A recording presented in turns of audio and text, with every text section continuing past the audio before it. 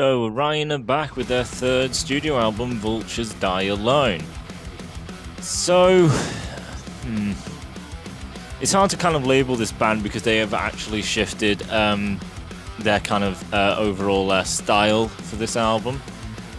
But as I said, this is the third album. I got in on their second album, Life Is Not Beautiful. Probably from hearing a single or something, and then I went back through their catalogue. So their first album came out in 2014, which was The Last of Us. This was fairly interesting. They had a different singer. They were incredibly young, like they could have been something like 17 or something when they did this album, if not younger or slightly older, but they were in their teens, so they were pretty damn young.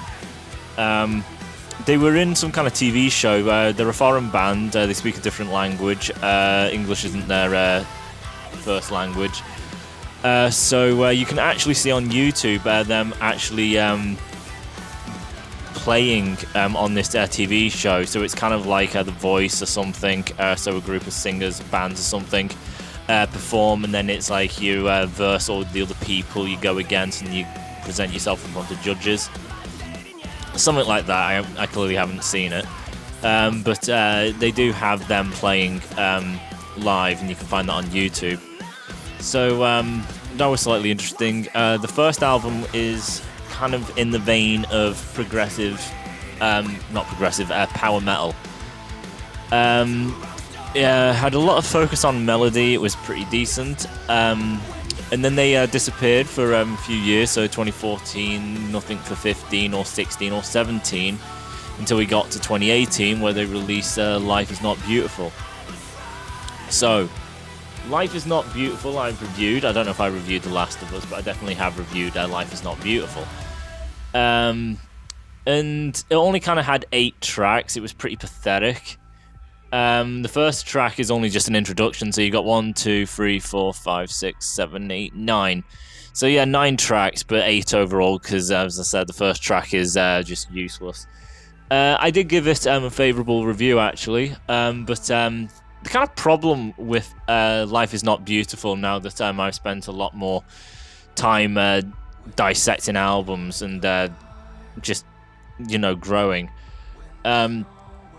Life Is Not Beautiful is a bit of a mess from basically what it is trying to do and be. You've got songs that are kind of really upbeat, catchy, and poppy, just great energy songs. Then you've got some songs which bring a lot of electronics into it. Then you've got some songs which are incredibly heavy. Then you've got the typical power metal stuff. Then you've got more progressive stuff.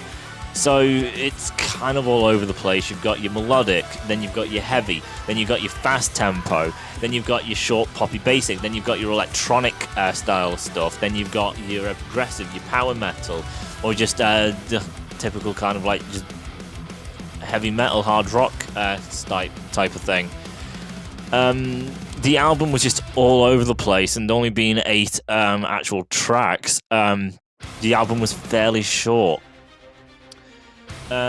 They did kind of throw in some other tracks on the end, like 3 other tracks, but they're basically just remakes of the first album, but with the new singer. So they're not really able to be counted. So with Vultures Die Alone, we do actually have more tracks. We've got 1, 2, 3, 4, 5, 6, 7, 8, 9, 10, something like 12 tracks. There is no intro track, which is great. It's still a short album. It's something like 43 minutes, which is, decent enough. But as far as metal albums go, I kind of imagine things being at least in 50 minutes towards an hour. Like some people say, an hour-long album is too long, but it's like, what kind of metal fan are you? Because albums are typically around an hour. When it comes to metal, something around 43 is something like Escape the Fate or something, one of them boy band metal bands that play for kids or something. So, yeah, the length isn't atrocious, but as far as metal goes, it is a little pathetic. But they have changed their style, so they are technically labelled as power metal, but this album doesn't really have anything power metal about it. They seem to have stripped that out and gone, no, just for just being a straightforward heavy metal band, which I prefer. The power metal stuff can get a bit cringy at times, and the fact that this album has a lot more just, you know, structure to it, it has more of an idea and identity instead of just being a complete mess and all over the place, really does help this album. But I do have my faults with it. So my first listen through for this album was, you know, basically I really enjoyed it. I just thought this is fantastic.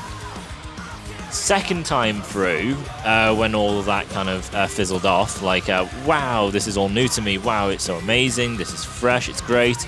Go around the second time and then be a lot more analytical. You notice issues. So, again, as I say, it is structured so things do flow and everything connects a lot more and it has identity to it. But technically, you are still looking at a bit of a mess, where Arion don't really seem to understand still exactly what they're doing. If you take the first 3 tracks here, they're actually really good. There's not really a fault I can have with them. They're short, yes, but they're really fun. So it's not supposed to be long or something really thoughtful. You don't want music to always be thoughtful. I do like my thoughtful music, which has so much going on.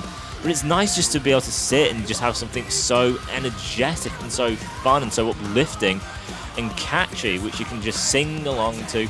But the playing and everything and the vocals are all still on point.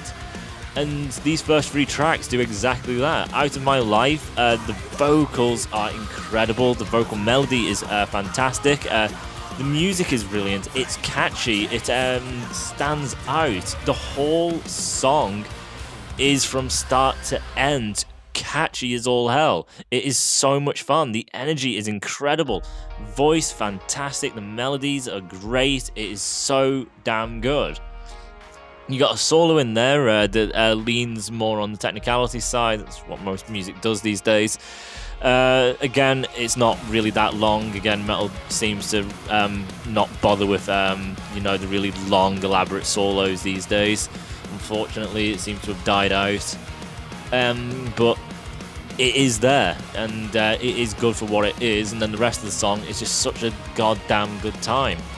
Break My Change, just exactly the same thing. It's just, holy crap, these vocal melodies are insane.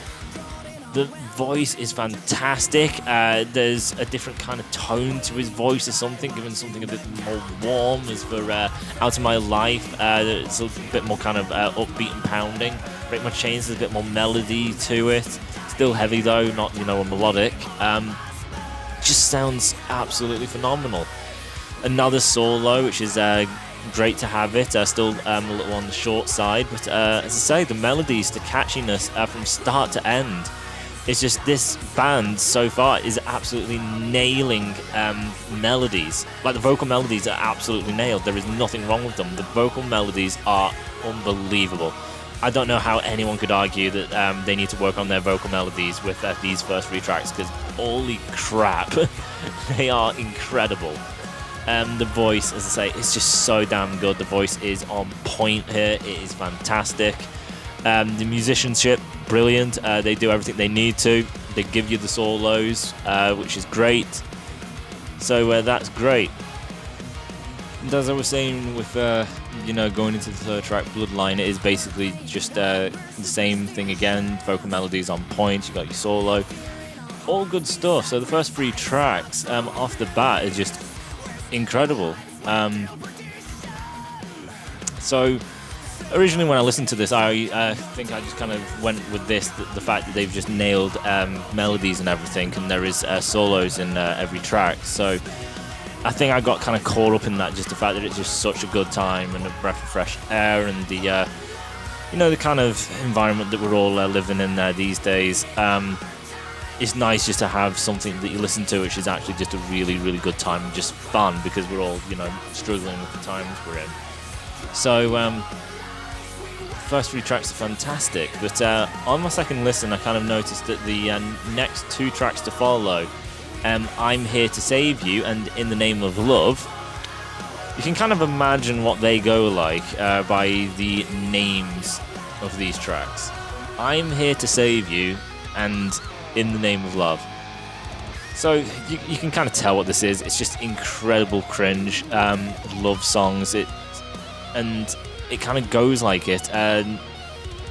The melodies disappear. The fun, the energy disappears. It just becomes kind of like a boy band. It's like Escape the Fate. It's like listening to something like Good Charlotte or something, or Papa Roach. It's just incredibly bland, cringe awfulness. It is awful. Obviously, it's still the same singer, so the voice and everything is still fine, and the guitarist is still doing solos, so you still do get solos and a good voice. It's just the fact that the lyrics, and then obviously the feel that the musicians are putting into the song, because they're doing a love track, they can't really be doing something that energetic at all anymore. They have to play into what the song vibe is supposed to be going for, which is a love song, and because of it, it's just absolutely wrecked. The lyrics are cringy, the feel of it is cringy, it's been done to death, it's boring, it's dull, and it just seems like they just hit the brakes so aggressively, because it's like the first 3 tracks were incredible. So going to this, it's just like, it's alright, but like everyone has done a bloody love song, and this is the most blandest boy band like indie act doing a love track. It's pretty bad. It's abysmal. So then we get pretty much the title track now, Vulture Dies Alone. This brings it back, which is absolutely fantastic. And going off the 2 love tracks and just like, oh, this is just... Meh. And then go into a Vulture Dies Alone and then getting hit again with their melodies, just like, why did you not do this with I'm Here to Save You and In the Name of Love? Make it somewhat more unique. Put their melodies into it again. It just really, really works. They're so good at it. And that's what I get when I first enter into the song. Just like, Christ, isn't this so good? And why the hell were the previous 2 tracks not up to this same level? Now, obviously, it's probably due to the fact that you cannot do the same thing over and over again. As I say, the first 3 tracks are fantastic, but doing that repetition over and over again of melodies and everything, you will kind of want something a bit different, maybe something a bit more epic in length, something more versatile. This is probably kind of start, pulling you down, but love tracks, like, come on, they're not great. They could go more in the symphonic side, so something I forgot to mention, they do have sometimes an orchestra playing, so you got some string work, and then sometimes they even bring in a choir, which can be more male orientated, or a mix of both, or sometimes female. So they got some real epic sound to them. The fact that they do bring choirs in and orchestral stuff to really heighten up the sound and just make it sound so much bigger. They could have gone for a long song. They have done long songs in the past, which go over 5 minutes and into 6 minutes or 7 or so. So you kind of just imagine just if you had such great melodies and everything, and then just kept changing the melodies for melodies that keep hitting, and then massive symphonic elements and moments that you really lean into. It would be incredibly epic, and then go for a big bombastic solo with so many layers to it and leads throughout. Just go huge. So you got the brilliant, easy listening, fun, fantastic songs. Then you got a fun but epic song which requires a bit more attention to it and gives a lot more to the listener.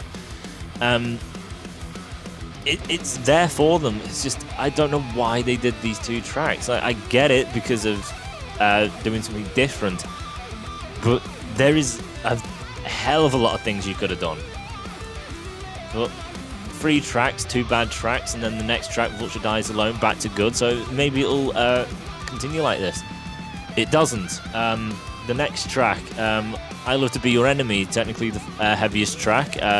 It starts kind of soft, it builds up into it, then you get really heavy, and you think, wow, this is going to be really aggressive and great. But then the vocalist out of nowhere just stops singing. It's like he's doing strenuous rapping. And it's like, why the hell are you doing that? Like, this guy has a phenomenal voice. It's been absolutely great. He's been given so many great vocal melodies for his amazing voice to utilize. So coming into this track where he's doing a strained, quick-paced rapping, like he has a scratch on his throat or something, it's not singing, it's not clean, it's distorted, messy, guttural rap. There's no melody to it, there's nothing musical about it. It's just everything he had, he just went fuck it with this song and just completely wrecked it. Just like, I don't want to sing anymore, I don't want to have vocal melodies, I just want to make a really annoying noise, which is very irritating. And again, you think, why? He has the voice. They have great vocal melodies. What on earth are they thinking? It's not singing. Like, people saying, oh, it just gives a different kind of feel to it and tone and everything. It's like, yeah, but there are so many different vocal styles you can do, so many different pitches. Sopranos, mezzos, different octaves and things, different pitches. Different emotions. There is a wide variety. It's not basically like, well, you can either sing or you don't sing. It's like it's not one or the other. There is a huge world of vocal stuff.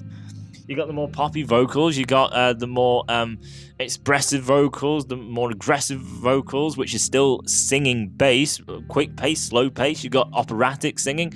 There's so many things you could do. So the fact that he's chosen the option of not singing a great singer seems incredibly dumb. Incredibly dumb. The chorus is fine, because he actually sings, but the fact is the entire verse he is not singing, and then the second verse he is choosing not to sing. So 2 verses take up a big portion of a song if all it is basically is the verses and then the chorus, and then you got your solo. So you get something like 3 choruses, your solo, 2 verses. So the majority is kind of leaning, but it's something like, I don't know, 60-40 something. So you can get through it. It's not exactly like he's screaming his head off, but it is pretty irritating to listen to. But as I say, you get solo, the choruses are fine, but other than that, the song is definitely the worst track. So we've got a really weird track that has massive elements to it, which are crap. Then you got 2 really cringy tracks, which are just bland love tracks, and isn't great. It's just, as I say, like a boy band of metal. So the next track, Where the Ocean Greets the Sky. So this is a fairly long track. This is actually around 5 minutes. And it does take a while to build up. First time I listened to this, I was like, what the hell are we doing here? What is the point? Like, it's building to something. It's just taking its time. So it's like, what is the point? Where is this going? I don't know. So it just goes and it goes, and it's like, right, let's... I wonder what on earth is going to happen. And then comes in a lead. It's like, oh, we're actually going in with some atmospheric stuff. I think it does go on for a bit too long. And then we introduce to a lead. That's how we're going to start. Great, the energy, the lead is great. So then the lead keeps going and going. And it's an instrumental. That is what it is. So we do get a full-length instrumental where the guitarist just goes full out, just doing lead solos. So there is obviously going to be a mix to him. There's some range to him, and it's just really great just to actually be able to hear this.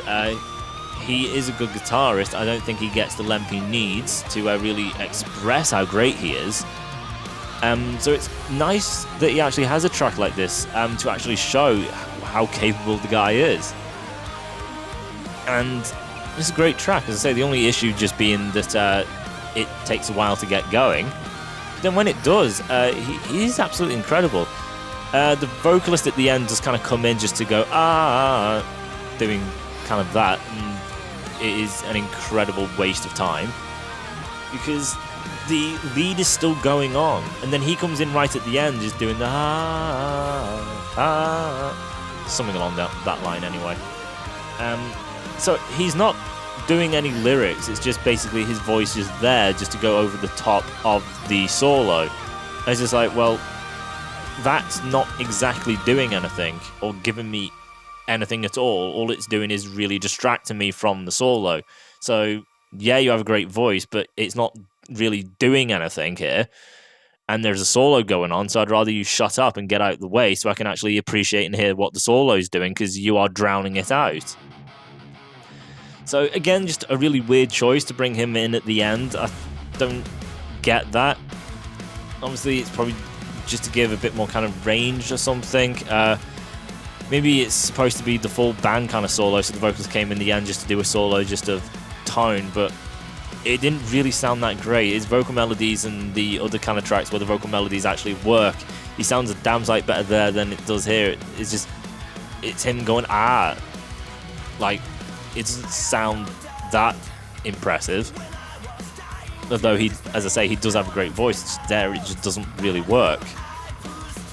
So it would have been better if he kind of just put it out and you just got the actual solo than shorten the intro part. But yeah, as I said, even though I've complained at the start and the end, everything in between, the entire solo aspect of it, fantastic. And obviously they didn't have to do this. I'm sure a lot of people didn't really expect it, so it's just brilliant that it is there. It is fantastic. Oh, and the previous track where he screams, they actually used that as the one and only track to not do a bloody solo because it's smart. So you have technically had a solo in every song beside one, which is the shit one. And then you get the really massive instrumental part. So you do get a lot of good guitar work through this album. I Don't Fear You, again, bringing back the great vocal melodies, solo and everything, strong chorus. Until Eternity Ends is a melodic track. It's a bit kind of dull. It's also kind of weird that this is how the album ends, the fact that it's melodic. It doesn't kind of go out with something really high energetic. It goes out on a whimper, of all things. I would probably have switched this track out. I would have put Until Eternity Ends somewhere further up instead of at the bloody end. I would have took one of the more, energetic songs that had great melodies and put that at the end so you go out on the good high and everything instead of just, well, alright, because you want to go out on a positive, you want to go out on a high, you want to go out on fun, energetic, so where when it stops you're in, the high mood instead of just calm and a little dull. It's just a real weird way to end it, I think. So that is basically it. So on my first listen, I kind of thought that this was the album we really kind of needed in the times we're in. Something just fun and good fun to listen to in the hard times, just that people around the world are all experiencing. Just something really fun, great energy, great melodies and everything, easy listening, anyone could get in on this. But on the second listen, through being analytical and everything, as I say, it's technically like the previous album. It's got great points to it, but it is just all over the place. And this is a lot more fluid in the style it's going for. It's like, this is our style, this is what we're gonna do. But again, it's a mess. First 3 tracks, strong melodies and great tracks, then 2 incredibly cringy tracks that every other band's done. No uniqueness or greatness about it at all. A Vulture Dies Alone, it goes back to that greatness and great melodies. I Love to Be Your Enemy, they just completely ditch singing altogether, because why the hell not? Where the Ocean Greets the Sky, they go for something big, an actual solo and things. But it goes on a little too long, and then near the end, the vocalist comes in, and it's just like, I don't know why the hell he had to come in. I Don't Fear You goes back to great until eternity ends. The album ends on a melodic track that doesn't do much. So again, it's jumping around. The fact is, I can say this band has nailed melody, vocal melody. There is no band out there that nails it so great as this band. It is incredibly nailed. I can't say how to improve on the vocal melodies and the tracks where the vocal melodies do work. They're perfect. There is nothing wrong with them. His voice is perfect. It doesn't have to be anything else. And the solos could be done with being a bit longer, but in the fact that the album is energetic and it's fun, it doesn't exactly have to be. You want to keep the energy going. So do a solo which sounds good enough, has good tone to it, it gives you what you need, and then keep it moving, keep that energy flowing. So I see how that works in favour of what the album is and what it's going for. I get that. Where the Ocean Greets the Sky, that doesn't keep the energy going clearly, but it does give you that one-off track to really get that instrumental out of it, to show off that talent. Great choice.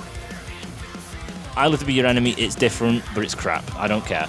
And Until Eternity Ends, I don't mind having the high energy album but have a melody in it, but it needs to have more to it. It needs to have a lift. If you have the melodic track but then have some strong melodies, because it doesn't really have it. You need strong melodic melodies and then have something a bit more to it, add to it. It needs to kind of evolve and adapt instead of it's just kind of stagnant. And the fact that that is how the album ends, it's not a good choice. So, a great guitarist, a great vocalist, they've nailed melodies, but then they don't stick with the melodies. And then they go in one track the complete opposite and go the most unmelodic musical thing ever and just make noise. It's dumb. And then absolute cringe 2 love tracks back to back, which kills the melodies, the heaviness. And it's just like, I'm 28 years old and I feel like I should have stopped listening to this when I stopped being a teenager. It's odd, because you feel like this is aimed at children and you're too old for this. So it kind of alienates the older audience because it doesn't fit in with full-grown men and women. It's weird. So yeah, some strong points, but again, they stumble. Some of them, I think it's just a case of doing something different. They are a very young band, so as I say, the 2 love tracks, they are still incredibly young. I'm older than them. So that may be the thing. They are still young. Maybe they need to still maybe mature a bit, get something a bit better out of them. But some of the decisions, as I say, are incredibly stupid. I'd Love to Be Your Enemy. What the hell were they thinking? Where the Ocean Greets the Sky. Again, fantastic track. Too long of an intro. Vocals coming in at the end. I just don't get why the hell they did that. So, rating the album, I'll give it the 8 out of 10. It is technically kind of great because there is some really great stuff in there. But, dear God, is it a mess. So, I'm being slightly generous. It is probably more of just a very good album with great aspects. So, I don't know, it could be probably even just a 7.8. Just very good, a very strong, very good album. Some great elements, but there's just a lot of issues. So, yeah, that does it for Orion's newest album, Vultures Die Alone. And it only released a few days ago, so luckily I actually was new with this. So, that's it from me. I'll see you in the next one.